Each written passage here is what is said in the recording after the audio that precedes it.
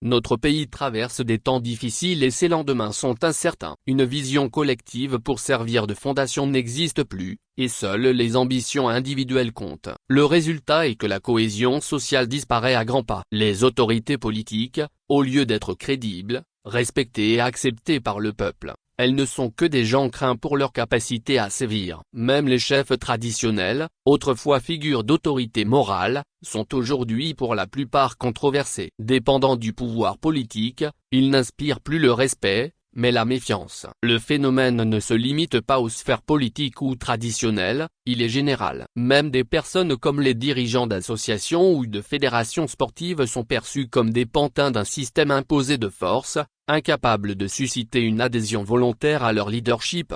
Il y a donc une absence de légitimité qui nuit gravement au contrat social qui devrait nous lier, et les lois qui devraient constituer le garant de la justice ne sont plus acceptées mais subies par les citoyens. Elles échouent à réguler les actions de ceux qui sont au pouvoir. Tout cela ajouté à l'absence d'une gouvernance équitable crée et alimente les conflits interminables que nous connaissons. Normalement, les partis politiques servent à nourrir le débat d'idées, mais chez nous, ils sont devenus un mal à éradiquer. Leur multiplication n'est pas une preuve de diversité de perspectives pour le pays, mais une preuve de la multiplication des ambitions individuelles. Ces partis se livrent une guerre sans merci, non pas pour l'avenir du Togo, mais pour l'intérêt des leaders. Ils n'offrent aucun terrain commun sur lequel construire un dialogue. En plus de ce climat nocif, l'absence d'une figure présidentielle forte semble de plus en plus se faire sentir. Malgré l'éternelle répétition de la célèbre formule sous les instructions du président de la République, on ne sent pas vraiment le rôle du chef de l'État qui devrait être celui d'un guide,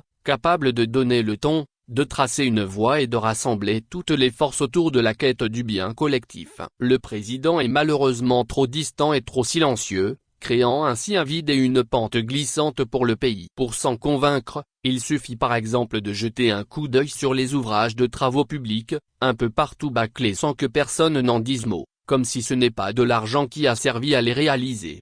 Un Togo sans contrat social solide est voué à l'échec. N'en déplaise aux collaborateurs les moins intelligents du président fort, ceux-là qui pensent qu'on peut construire un pays avec la force brutale, l'injustice et dans la désunion.